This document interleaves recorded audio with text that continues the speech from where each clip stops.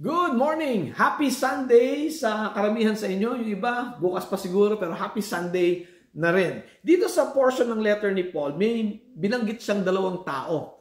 Si Timothy at si Epaphroditus. Dalawang taong kasama ni Paul sa Rome. Sino sila? Bakit sila sinama ni Paul sa kanyang sulat? Yan ang pag-uusapan natin ngayong umaga. Pero bago tayo pumunta ron, manalangin muna tayo. Heavenly Father, maraming salamat sa ibinigay ninyong pagkakataon na pag-aralan namin inyong salita. Bless our hearts, Lord, and our minds. Holy Spirit, allow us to see your truth.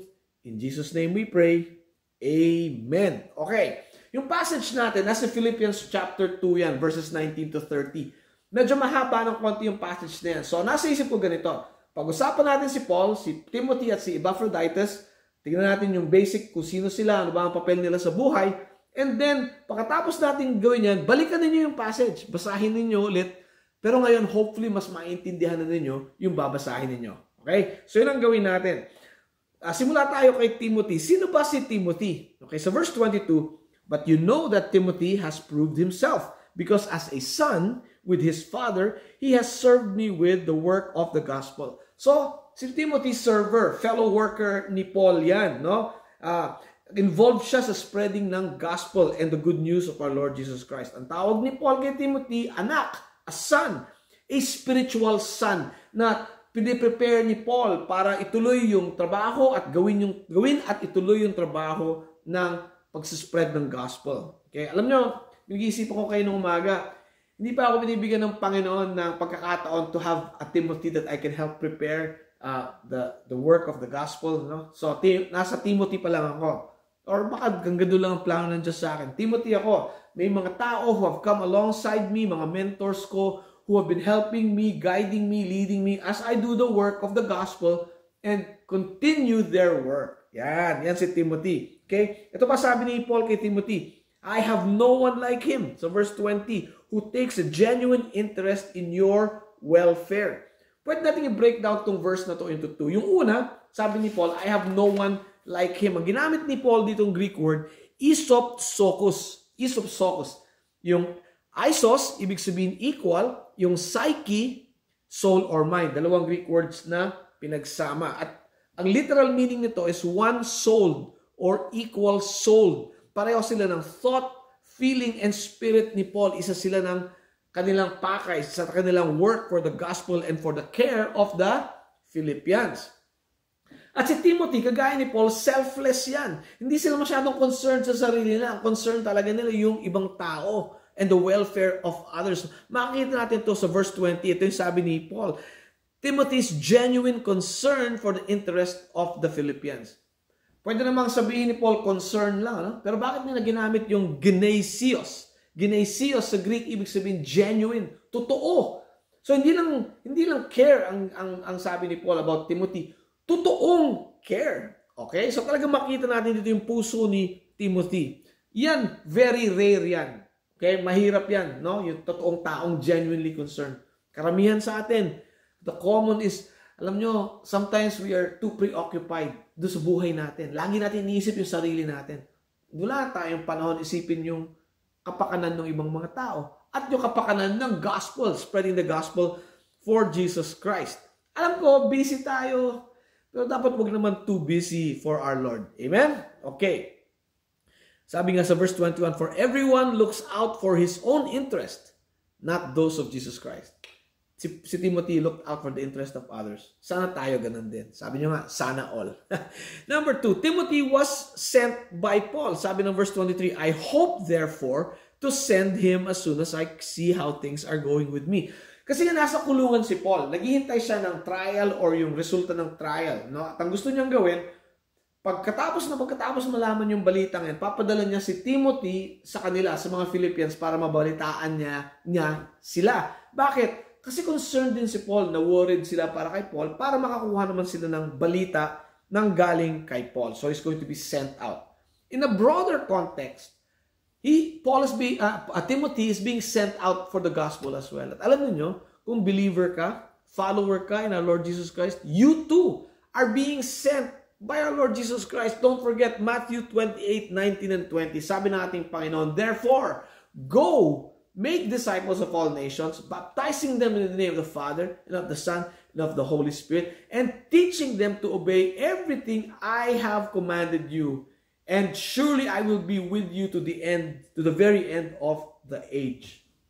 Alam nyo, yung command, hindi lang para kay Timothy or mga misyonaryo. Yung command na yan para sa ating lahat who are believers, or claim to be believers and followers of our Lord Jesus Christ. In case you missed it, tatlo yung instructions natin to go. Go, make disciples of all nations. Number 2, baptize them. And number 3, teach them. Ang tanong nyo, paano ko gagawin yan? O, diba? Paano ko kaya gawin yan? Pasok si Epaphroditus. Okay? Sino siya? Si Epaphroditus, dito lang sa passage na to siya binabanggit sa scripture. Sa ibang part ng scripture, hindi na siya binabanggit. So, yung Epaphroditus, very common Greek name yan. Greek meaning lovely or loving. Okay, so most probably si Epaphroditus, Greco siya, na naging follower ni Jesus Christ. Okay, so verse 25, sabi niya, your messenger, whom you sent to take care of my needs. Kasi nga nung nabalitaan ng mga Philippians na nakakulong si Paul, ang ginawa nila, nagkumpul-kumpul sila, they put together yung resources, most probably money, and some other items. Tapos pinadala nila kay Epaphroditus, siya yung messenger, siya yung nagdala ng regalo papunta kay Paul sa Rome. At hindi nagtapos doon. Inutusan din siya na to take care of Paul. Alagahan niya si Paul habang nasa Rome siya. Ito ang problema. Nagkasakit si Epaphroditus, muntik pa nga siyang mamatay. Ito sabi ng verse 27, indeed, he was ill and almost died. But God had mercy on him, and not only him, but also on me, to spare my sorrow upon sorrow. Alam niyo, a few days ago, pag-aralan natin, sabi ni Paul sa chapter 1, verse 21, but to me, to live is gain. To live is Christ, and to die is gain. Yeah? For to me, to live is Christ, and to die is gain. And applied yan kay Epaphroditus, applied yan sa atin. Diba? Kasi nga, pag umatay tayo, gain yan. God, to be with our Lord Jesus Christ. Pero sometimes, God extends the life of a believer. Okay? Kagaya dito si Epaphroditus, in-extend niya yung buhay ni Epaphroditus to be an encouragement to others. In this case, kay Paul. Okay? Pero alam nyo, meron tayong isang makikita ditong truth of scripture na minsan miss natin kasi napaka-iksi. Humihinga tayo at buhay tayo ngayon only by God's mercy. Ulitin ko, humihinga tayo at buhay tayo only by God's mercy. Yan, kailangan natin tandaan yan lagi.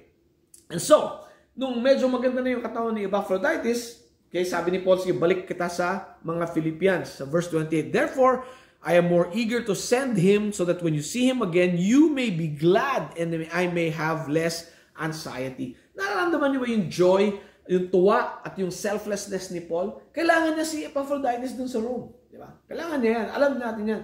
Pero iniisip niya, kawawa naman yung mga Epaphroditus, baka nag-aalala sila tungkol kay Epaphroditus. Kasi nga, silang nagpadala sa kanya, responsible sila. Siyempre, pag bumalik si Epaphroditus at makita nila siyang doing well, matutuwa yung mga Philippians. Kaya binabalik ni Paul sa kanila. Okay? And how I wish, para tayong si Paul, si Timothy, at Epaphroditus, yung puso nila. Kahit katiting man lang ng dedication nila sa ating Panginoon. Yun ang prayer ko. And it's okay. So anong takeaway para sa atin? Number 1, we honor men like them. Sabi ng verse 29, welcome him in the Lord with great joy and honor men like him. Kasi nga, if we remember, we welcome, we help, we support these missionaries working for God, magandang gawain yan. That's a good takeaway. Ang pangalawa, sinasagot yung tanong natin. Di ba may tanong tayo kanina? Paano ako? Pakaalala ko lang sa inyo. How can I go make disciples of all nations? How can I baptize all of them in the name of the Father and the Son and the Holy Spirit? How can I teach them to obey everything that Christ commanded me if I'm not qualified enough? You know? Yan ang tanong ng maraming tao. Kasi hindi naman lahat pastor, hindi naman lahat teachers, preachers, hindi naman lahat. But we can all participate either directly or, you guessed it, indirectly. Pwede natin suportahan yung mga taong nagdadala ng good news. Yung mga taong pinapadala ng Panginoon. Pwede tayo sa likod sumusuporta. Kagaya ng mga Philippians. O, diba? Wala sila sa Rome kasama ni Paul. Pero yung padala nilang tulong through Epaphroditus, umabot kay Paul. Di para na rin silang kasama sa magpapalaganap ng Ebanghelyo ng Panginoon. Amen? At sana itong Pasko, sana itong message na ito makatulong sa atin sa simula na itong Christmas season to help us, to encourage us na mag-isip tayo, paano naman ako pwedeng mag-participate directly or indirectly to make disciples of all nations, baptize them, and teach them to obey the commands of Jesus. At pwede natin gawin yan. Sana itong Christmas season na to, this is the first weekend of December. Alam ko, busy tayong lahat. Pero sana, bigyan tayo ng Panginoon ng konting panahon na mag-isip, hindi lang mag-isip, at gawain yung pinapagawa sa atin ng Panginoon for the gospel of Jesus Christ. Amen? Let's pray. Heavenly Father, thank you for the encouragement na ibinigay ninyo sa amin, yung oras na ito, na maisip namin kung paano naman kami makapag-participate directly or indirectly sa inyong gawa. And we pray all this in the mighty name of Jesus, our Lord and Savior. Amen. Happy Sunday and God bless!